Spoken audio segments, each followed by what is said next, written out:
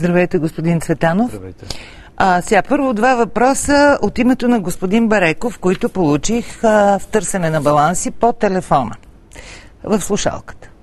Защо правителството си затваряше очите цяла година за корупцията в енергетиката, господин Цветанов, предвид разследванията на ТВ7, които бяха много последователни в тази посока?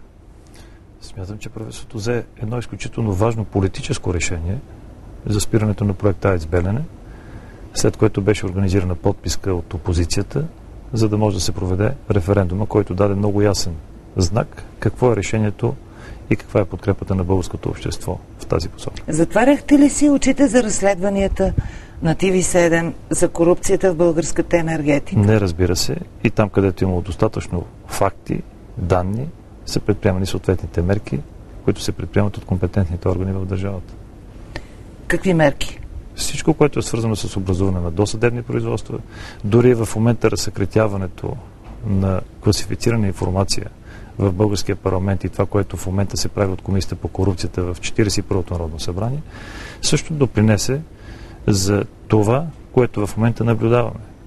Вие смятате, че този почин да се разсекретяват далаверите е допринесъл до това нагнетяване? Защото там се вижда каква е истинската симбиоза на политическата класа с икономическите енергийни интереси и, разбира се, това, което държавата не е изпълнила като ангажимент, като институции да защити държавният интерес точно с тези разследвания. Вие виждате какви са разговорите, които са водени между представителите на тогавашната управляваща тройна коалиция и представители на следствието и на съдебната система. За мен е един огромен сигнал за това замазване и замитане под килима на всичките големи далавери в енергетиката дойде от съобщението, че кандидатката за главен прокурор Галина Тонева е, така се каже, смачкала цели 11 дела, свързани с далавери в енергетиката. Вие имахте ли сведения за това нещо?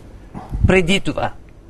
Нека да си припомним само, когато Галина Тонева беше дигната за заместник главен прокурор, кои бяха тези, които я защитаваха най-много? Кои бяха тези, които й дадоха възможността тя да се развие до това ниво в българската съдебна система? Кои? Разбира се, Българската социалистическа партия с определените механизми, които са изградени в тези години на преход в съдебната система.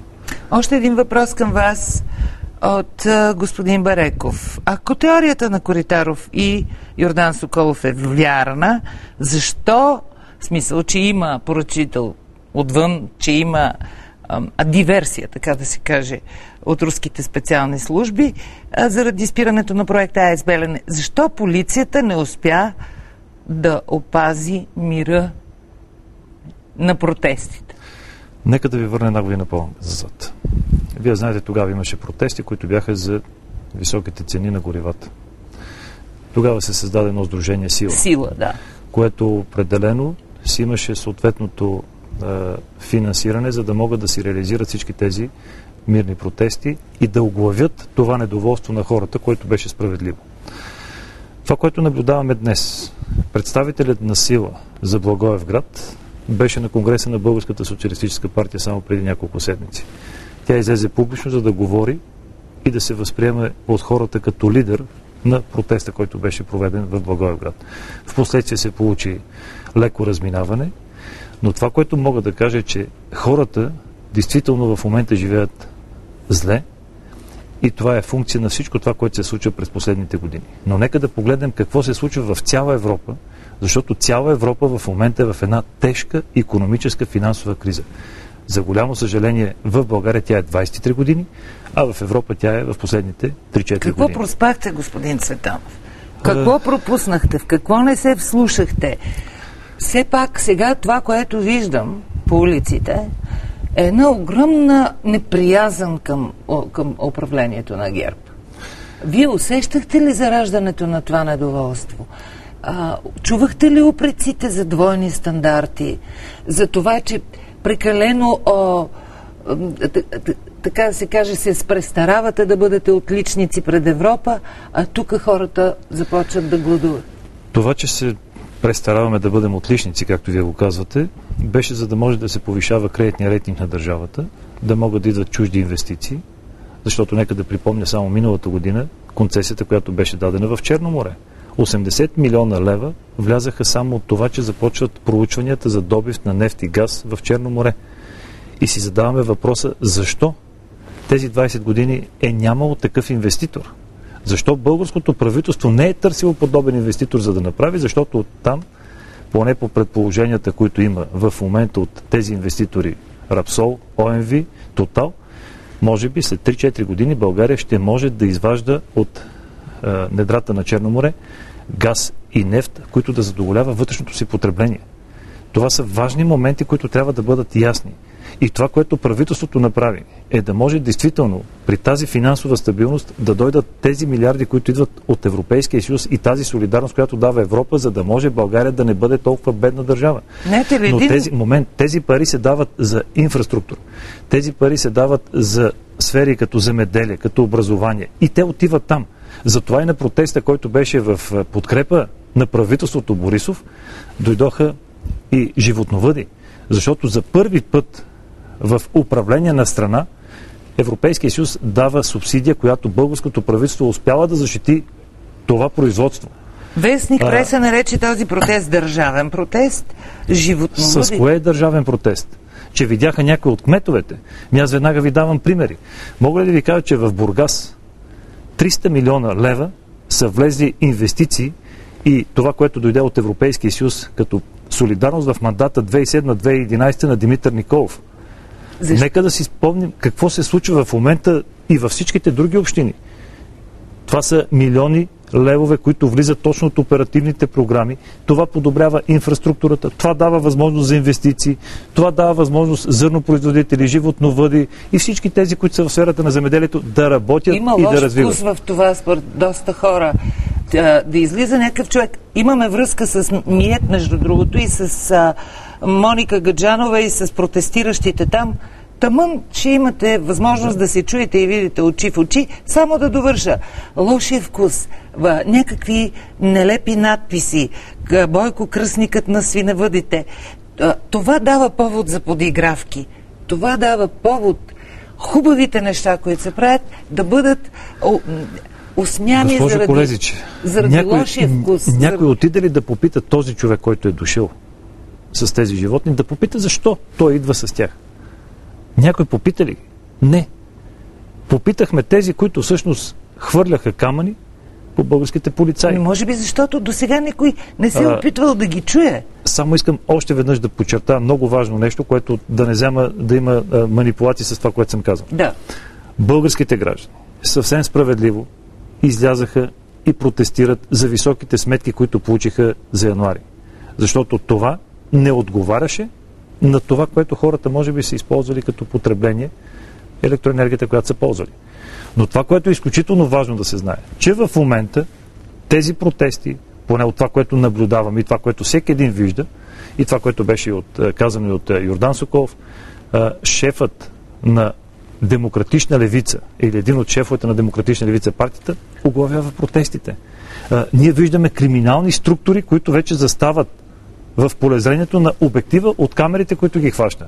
Нека да ви припомня само, когато беше сблъсъка между протестиращите и полицаите, имаше на ИН-80 служители, които бяха заболязани. ИН-80 служителите, знаете ли кои са? Това са на Джотолов и на Алексей Петров.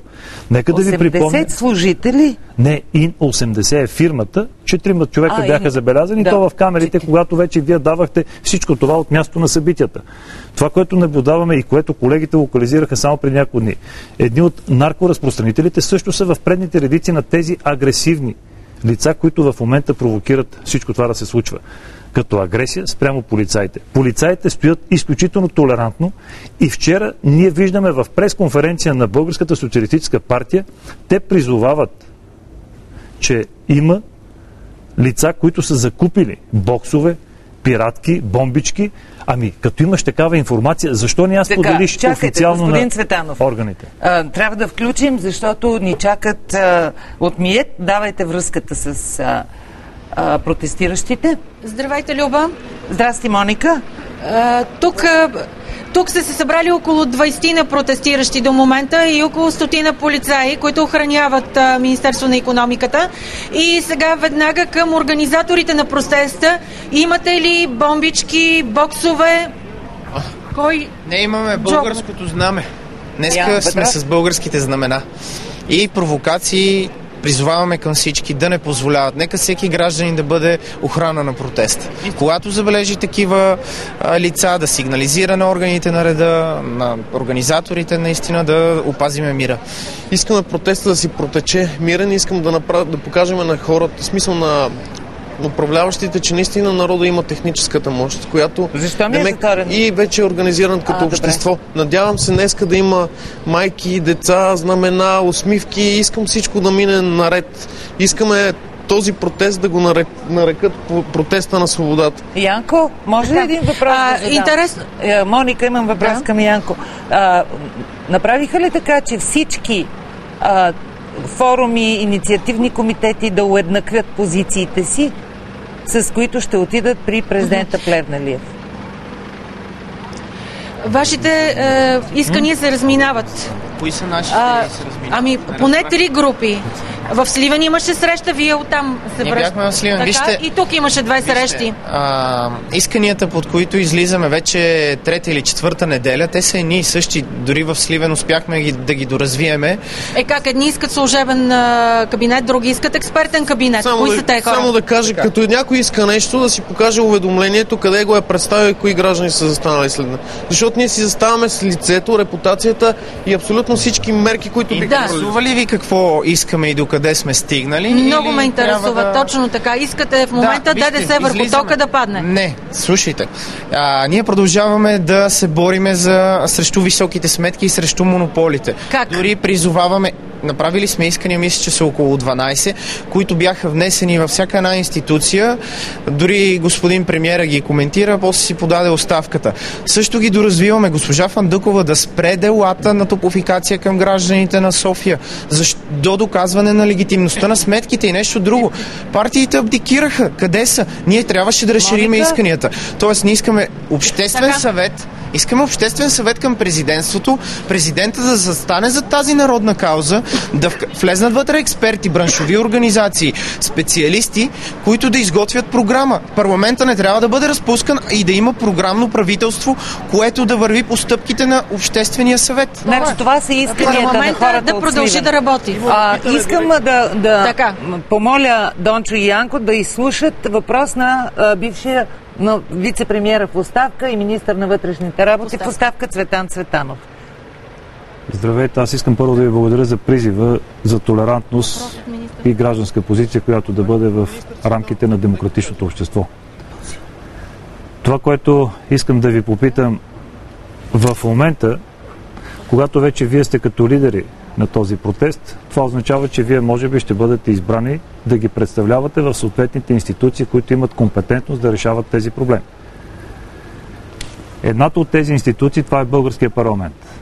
Искам да ви попитам, вие в момента запознати ли сте с изборното законодателство, което беше прието от 41-то Народно събрание?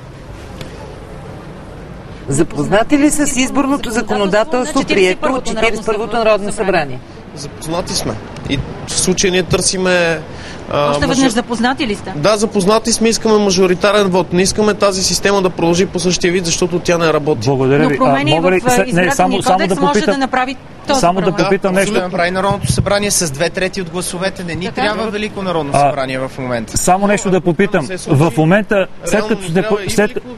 след като сте запознати с изборното законодателство, каква е възможността на гражданите да могат да излъчат свои независими депутати? И колко са подписите, които са необходими? На гражданите да излъчат независими депутати. По принцип, по закон има право. Не, колко са, кажете колко са. Като цяло те не са на равна почва. Колко са? Те сега, смисъл, аз не мога да разбера. Изпитват ни в парламента колко могат да влезат ли? Бяха 31, нали промениха и закона там? Момент.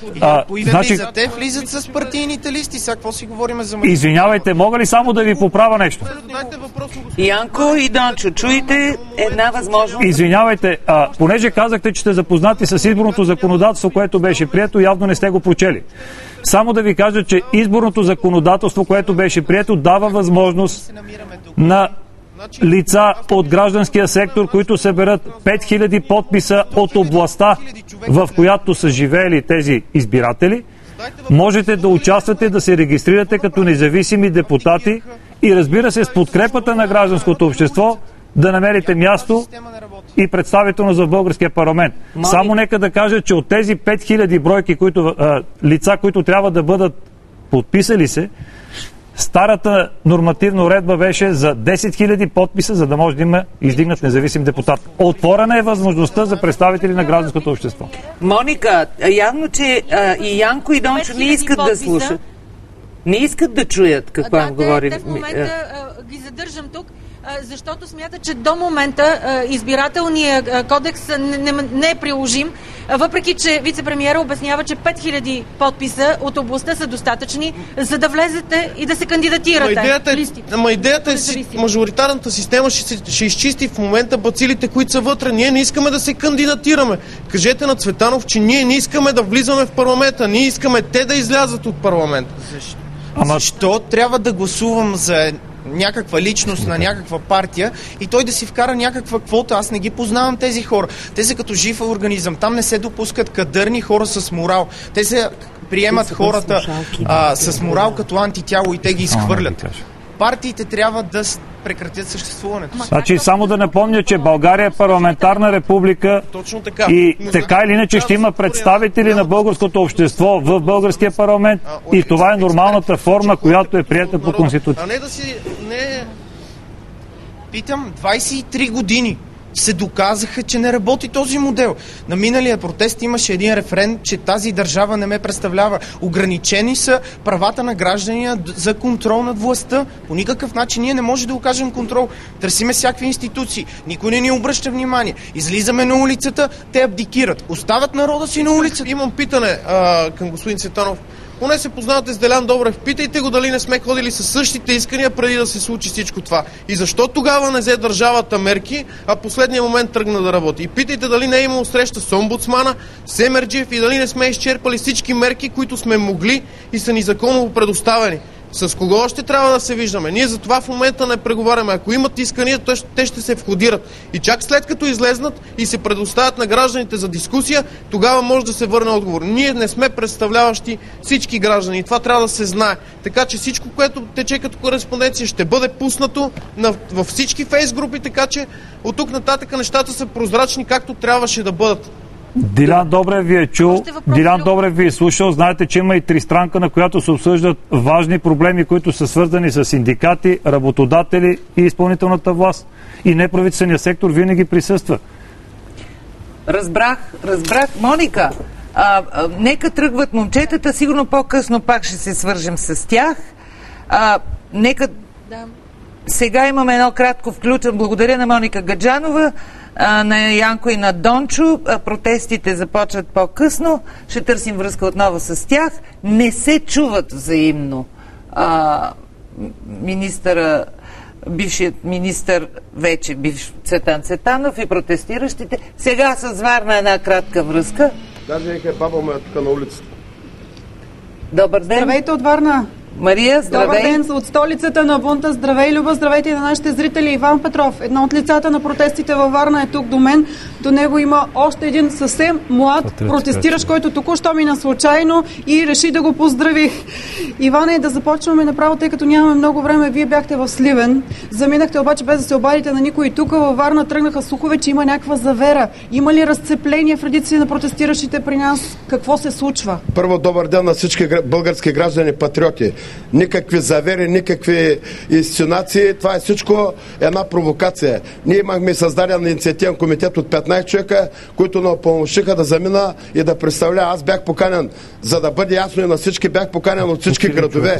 Като най-много събитията се случиха във Варна, излишно всички 25 града, които присъствахме вчера, ме поканяха да присъствам, защото Варна като морска столица, Варна показа на цяла България, на цяла Европа, че българският дух е жив и ние тук видяхте на 30 хиляди.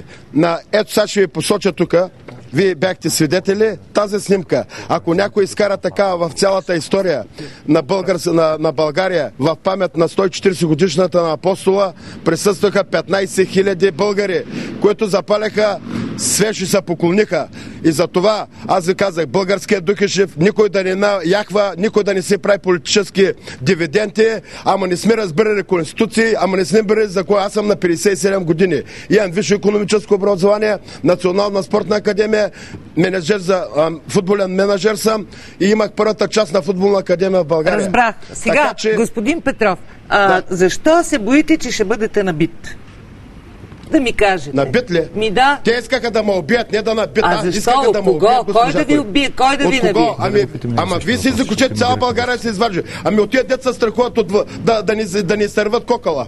От кого? Аз ви казах, 89-та година бях в Малта и когато тогава се подписваше пакта за сваляне на желязната завеса, малтийците наш кой ми казаха: Петров, стой тук, вика, не се прибирай. Системата ще минат 40-50 години, вика, тогава ще смените. Един въпрос към Иван Петров. Един въпрос към Иван Петров от министър в оставка Цветан Цветанов. Здравейте. Първо искам да ви благодаря за толерантното отношение, което имате към протестите и, разбира се, добрия диалог, който имате с органите на реда. Искам да ви попитам, вие запознати сте... Най-вече с областния управител на полицията. Да. Запознати сте с изборния кодекс? Господин Цветанов, с изборния кодекс в този момент ние не сме искали оставка на правителството. Във всичките наши това искания бяха диалог с правителството. 8-10 дена ние бяхме на улицата. Нито кмета ви е уведомил, нито не искаме среща и да продължи диалога и едно по едно правителството да взема и гражданското становище. Най-виновен, аз ви казвам сега директно пред цяла България, най-виновен за всичко е кмета Кирил Йорданов. Той нито не пожела да ви... 60-30 хиляди човека излезат на улицата. Обаче, господин Петров, знаете ли, че аз вече ви чувствам като един човек, който не желая да чуе никого, а само себе си слуша. Не, госпожа Колежич, това е болката, която ме се е скадила. Нашко е най-много за децата, защото аз 7 години съм моля да тренирам децата, да имам база. Добре, искам да ви попитам. Изборният кодекс, запознат ли сте с него? Каква е възможността гражданското общество да участва като независими кандидати? Да. Това, което предлагах, знам, че това правителство, което искаме да го съставим сега, няма как да стане. Не, момент. Аз ви питам... Работещ кабинет. Аз ви питам за изборния кодекс, защото дава възможност... 5000 човека могат да участвам аз като гражданин. С 5000 човека аз участвах на кметските избори като гражданин и събрах колко гласа. Само че всичко беше покрито. Колко гласа? Нека да е в избирателната комисия във Варна, вие ги проверете. Вие тогава управлявахте процеса за изборите, всичко беше покрито. При мен тренираха 10 момчета, които бяха от малцинствата. Добре, с тяхните родители. Чак само секунда. Ама разберете ме, отидах в секцията, където гласуваха 50 деца пред мен. И на другия ден в секцията нямах нито един глас. От тук нататък се въдете заключение. Добре, какво искат варненци? Едните, доколкото разбираме, доколкото следят... Варненци искат да се освободят от монопола. Варненци искат да живеят свободно. Тяхните деца да живеят тук, да се развиват. Тяхните деца тук да пораснат. Тук да създадат поколения. Служебно правителство искат ли варненци? Искат ли служебно правителство? Друг аспект сега в този момент няма. И как да няма? Едните не искат служебно, искат програмно правителство. По член 12 от Конституцията ние не можем да съставим такова правителство. Защо са ви освиркали вас? Защото не искате оставката на ГЕРБ ли? Какво? Не мога да разбера какво се е случило там около вас. Не такива работи са. Глупости. Знаеш кога? Това е провокация, аз знам кои платиха. Да, от няколко групировки тук платиха и вечерта. Защо ма намушка се за мъж? Що не дойдахте в това да кажат, що не изяд? Що не дойдаха в лице? В гръб е най-лесно да ме убият, нали? И аз не съм правя на велик герой, казах ви. Аз имам едно достоинство, възпитала съм деца 15 години, сърцето ма боли за това и най-вече баща ми от 13 лева сметка за ток плати 55 лева. Добре, само да ви кажа, господин Петров, само да ви кажа, по оперативни програми тази година във Варна трябва да влезат над 150 милиона лева. Ама трябва да влязат, ние колко 24 години чакаме днес да влезе, пак Варна от морска столица става най-мръсният град в България. На какво се дължи господин Цветанов? Вие знаете преди изборите. Ами на управлението от този човек, който го сложихте, разбирате ли? Има питайте го в колко партии беше при това човека, който го сложихте от ГЕРБ. Кмета на Варна. Питайте го в колко партии беше при това. Обадете му се на Кирил Йорданов, кажете, Иван Петров пита в колко партии сте били. Хората са тези, които избират... Са каза ви, лъжата свърши. Варна е прозореца към света. От Варна са излизали много хора, още много години преди това. С кораби хората знаят за какво става въпрос. Разбрах ви, господин Петров. Много сериозни. Благодаря, господин. И аз ви благодаря за участието. Много важни въпроси поставяте очи в очи с вице-премиера в оставка. Един от сериозните въпроси беше и продължава да бъде дали не допуснаха прекалено много компромиси управляващите от ГЕРБ, въпреки прагматизма си с някои от своите кадрови решения, включително и кмета на Варна Кирил Йорданов, който очевидно буни там хората и ги разделя в момента. Ние продължаваме, за да довършим разговора си с... Мога ли само да уточня нещо, което е свързано с кадровите грешки, кадровите назначения? Вие подкрепихте Кирил Йорданов. В момента аз искам да говоря за националната политика и за изпълнителната власт. Да. Премиерът Борисов е единственият премиер през последните 23 години, който състави кабинета си на чисто експертно ниво. Лиляна Павлова, 8 години е работила в Министерство на финансите по еврофондове. Беше заместник-министър на Росен Плевнелиев. Сега в момента е министър. Томислав Дончев беше в неправителствения сектор преди да стане кмет на Габрово и след като успя като кмет на Габрово да осигури 140 милиона за водния цикъл и когато видяхме каква е подкрепата на обществото за това, което Томислав Дончев направи, премиера му предложи да стане министър по еврофондовете. Давам ви за пример това, което се случва и с Дилян Добрев. Един човек, който изключително наложи политика, която действително да засили конкурентоспособност. Знаете колко много проценти за усвояемост се отдигна, концесиите и разбира се търсене на нови работни места и решаване на проблеми като Горуб Сумадан, като ОЦК Кърджали. Не се ли е случвало това, господин Цветанов, под формата експертен избор, отзад да се преплитат интереси, компромиси, които да създават Ако премиера правеше тези завуалирани компромиси, нямаше да има тези оглавявания на протести от лица, които са от криминалния контингент. Аз пак казвам, гражданите протестират справедливо на база високите сметки, които получиха от съответните енергийни дружества. Това е факт и всеки един, и тук присъстващите в това студио и ваши служители, също плащат тези сметки. И точно за това държавата трябва да реагира адекватно и тя започна да прави този диалог. Но имаме ДКЕВР, който е независим орган. Въпреки че се назначава от министър-председателя.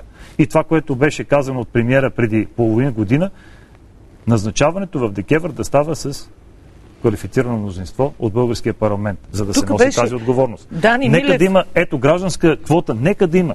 Защото премиера е човека, който никога не иска да има нещо, което да е задкулисно. И винаги сме се слушвали в абсолютно всички тези протести, които исканията са били изключително справедливи в някои от тях. И ви давам пример това, което се случи в образованието за научния фонд. Учените бяха тези, които, тези, които протестираха.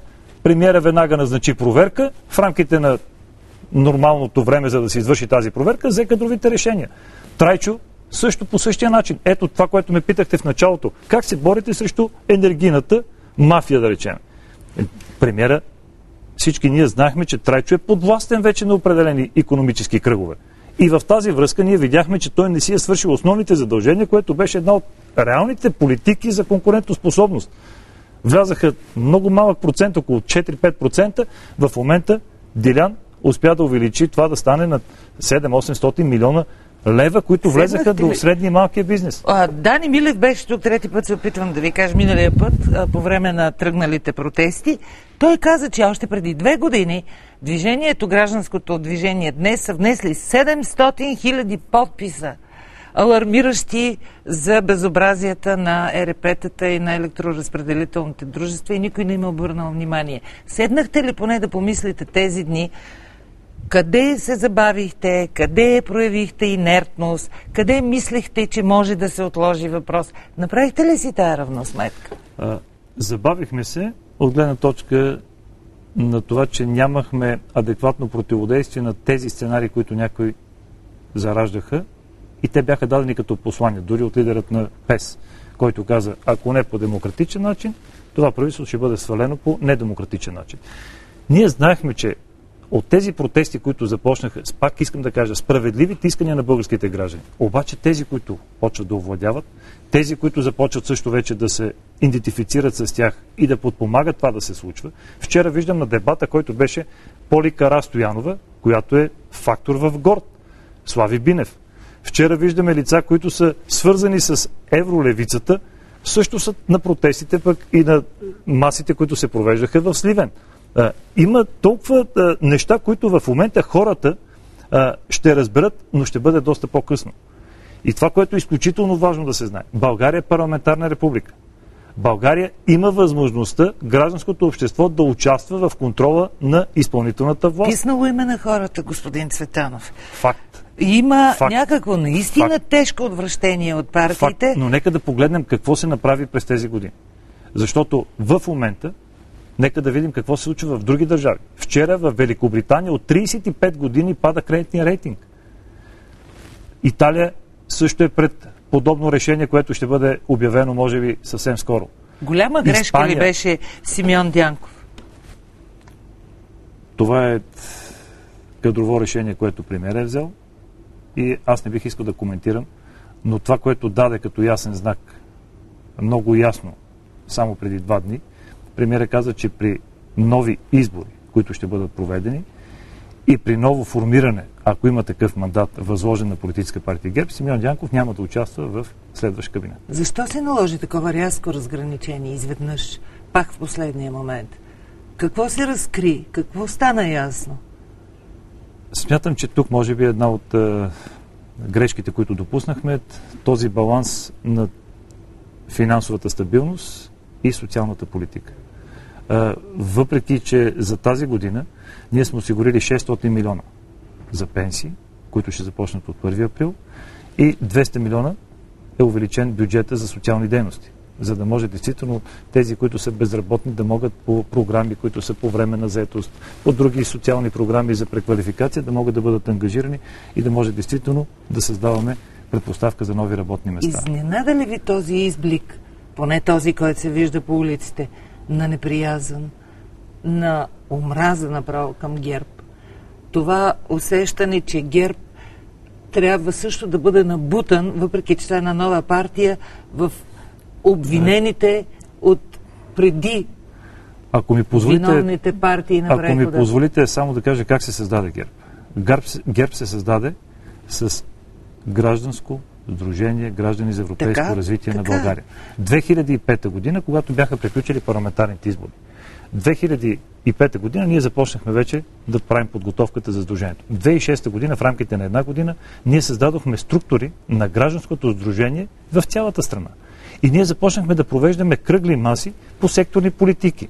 Това даде всъщност енергията да учредим политическа партия, защото участвайки в политиката на България, искайки да решаваш проблемите на хората, ти трябва да участваш с политическа партия.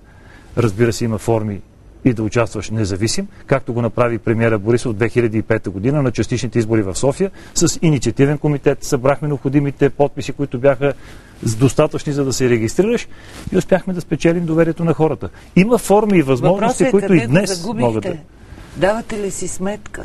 Къде го загубихте? Равносметката е страшно важно нещо. В условията, в които управляваме, изключително тежка е политиката за всяко едно правителство в Европа. Това, което направи правителството, е действително да създадеме повече предпоставки за ползване на тези европейски фондове, които да влезат в страната ни. Защото българската икономика не може да има тези средства, които да отидат за тази инфраструктура, за земеделие и за всички секторни политики. Сега ви обвиняват, че сте абдикирали. И не, че не сме абдикирали. Страната върви към безвластие. Момент. Премиера участва на заседанието на лидерите само преди 3 седмици.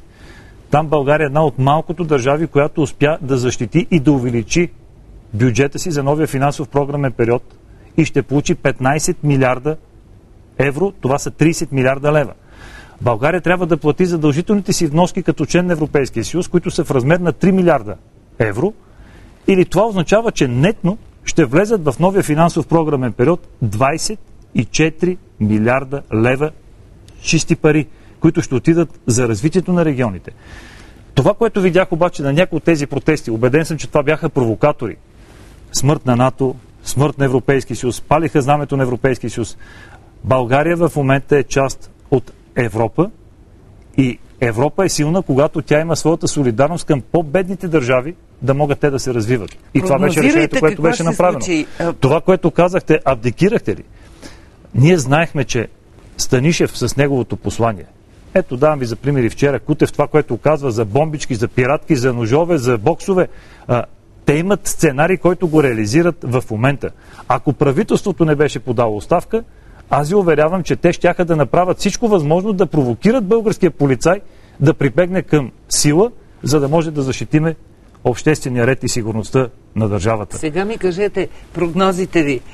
Кръгла маса, служебно правителство, съгласие с протестиращите. Ще бъде ли постигнато? И вие какво ще правите през това време? ГЕРБ, как ще се възстанови от този удар, който получи? ГЕРБ има своята обществена подкрепа.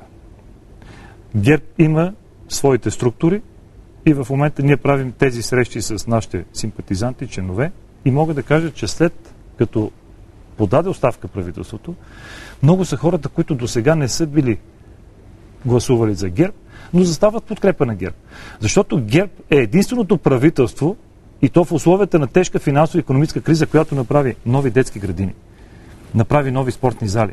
Само да ви припомня, с нощи Йордан Йовчев направи своя бенефис в предпълнена зала от 12 000 български граждани, които го аплодираха и казаха, че той е един велик герой на България.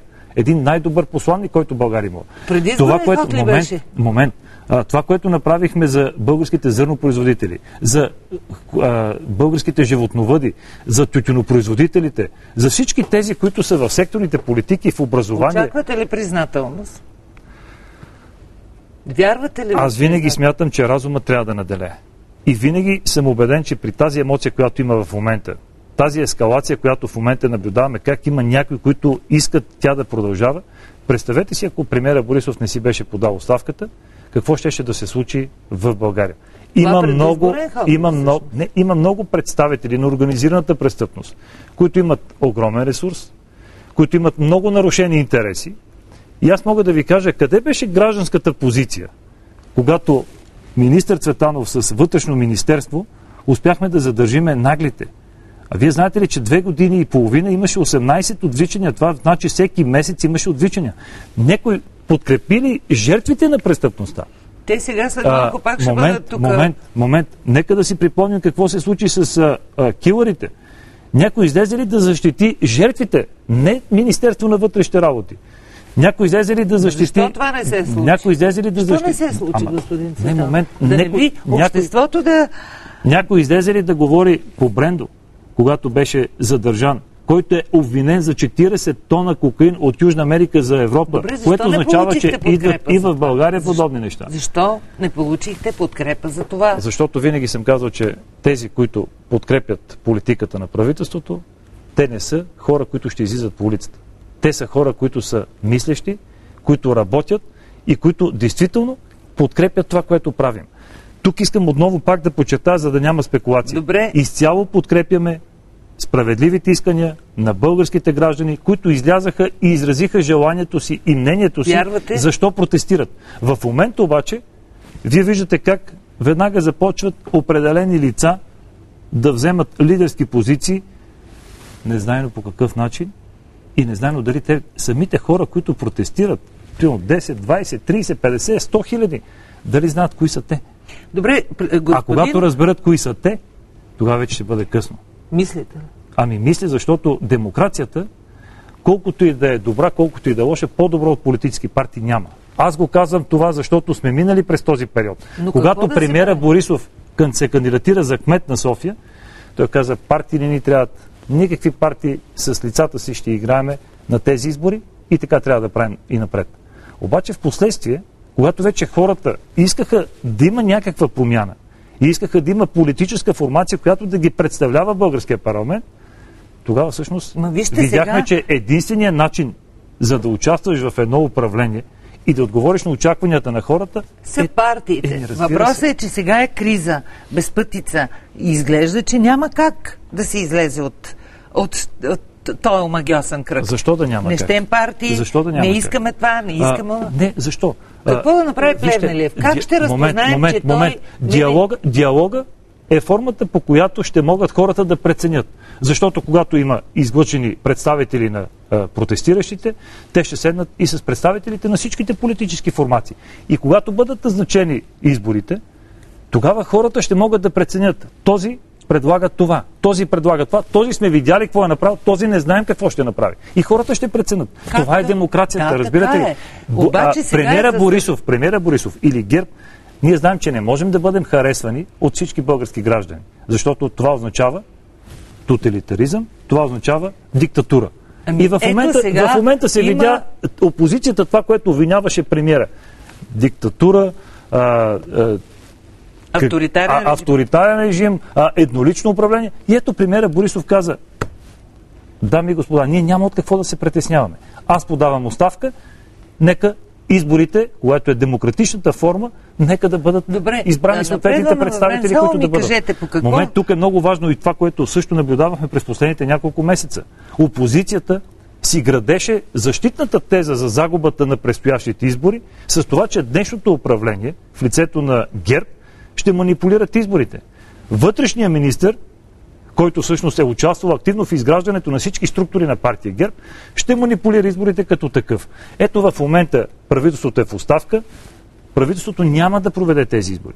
Правителството няма да има тази възможност, за която те имат като предположения. Явно, може би, това са го правили винаги до сега и за това в момента го преписват на нас. По какво да разпознаем, че президента Плевнелиев ще направи едно прилично, свясно, отговорно служебно правителство? Успеха как да го разпознаем според вас? Който отгоре на всичко да е лично негов. Да ви кажа честно, надпартийната в момента надали има някой от българските граждани, който иска да е на място на президента Плевнелиев. Изключително тежка ситуация. Съдбовна ситуация за него. В която трябва да вземеш правилното държавническо поведение и решение, което обаче да не бъде подвластно на икономически интереси, които веднага ще го заградат по възможно значи, вижте, икономическите интереси, които някой би могъл да отстоява, винаги ще изведе на преден план лице, което външно няма да има никаква връзка с тези икономически интереси. Другото, което е да избере от хората от протестиращите, и другото, което е да се слуша в разума, да вземе най-доброто решение, което действително да не застраши финансовата стабилност на страната, да не възпрепятстваме усвояването на тези оперативни програми. И само да ви кажа, че в момента съответните министри в секторните политики водят разговори с Брюксел за новия финансов програмен период, парите, които ще се усвояват. Разбрах това. А това са 24 милиарда чисто, които ще влезат в България в новия финансов програмен период. Настоявате на вашия прагматичен подход. Ами 24 милиарда влизат. Ако България в момента се види, че е нестабилна, вие видяхте една политическа криза в Румъния. Една политическа криза в Румъния ограничи веднага, Брюксел беше много ясен, 10 милиарда. Спряха от фондовете. 10 милиарда. Вие смятате, че това не предстои. Евентуално, ако политическата криза продължи. Само последен въпрос ми кажете. Трябваше ли господин Борисов да си изпусне нервите и да каже това, че Доган го е бил поръчал според сведения на партньорски служби в материал постъпил в НРС, в Националната разузнавателна служба? Премиерът винаги е бил много отговорен. Но това, което направи Христо Бисеров, всъщност отключи това, което премиерът каза. Това афект ли беше?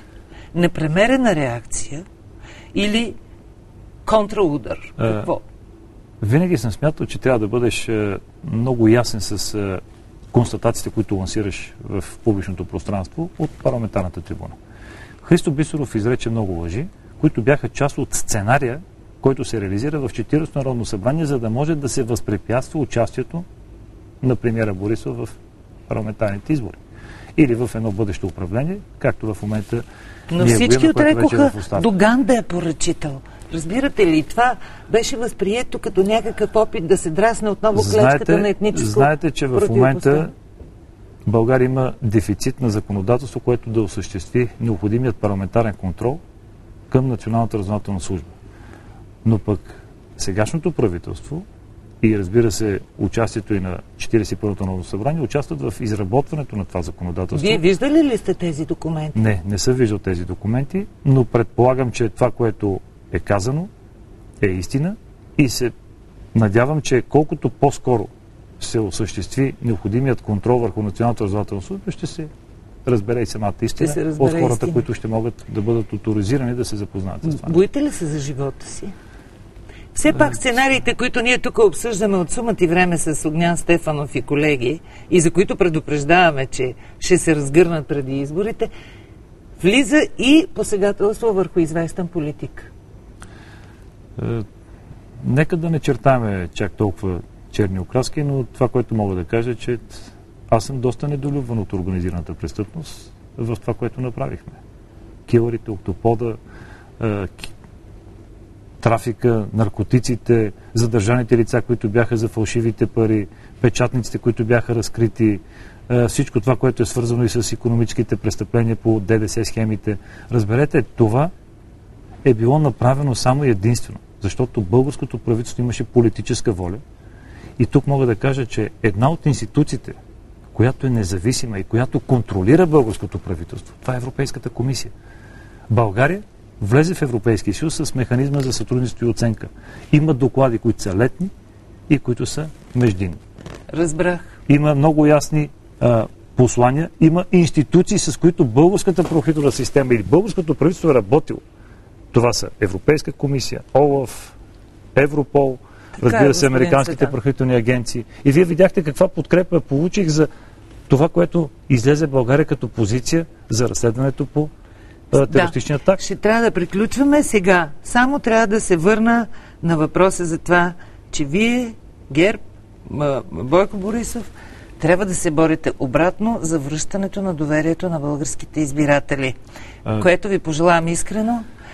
Българските избиратели са тези, които ще кажат кой ще управлява, и те са тези, които ще кажат кои ще бъдат представителите в българския парламент. Благодаря за този разговор, защото той е всъщност първият от високопоставените фигури на ГЕРБ след подаването на оставката на правителството. Да се ръководим от разума. Да се ръководим от разума. Посланието на Цветан Цветанов, вице-премиерът и министър на вътрешните работи в оставка. Продължаваме. Реклами.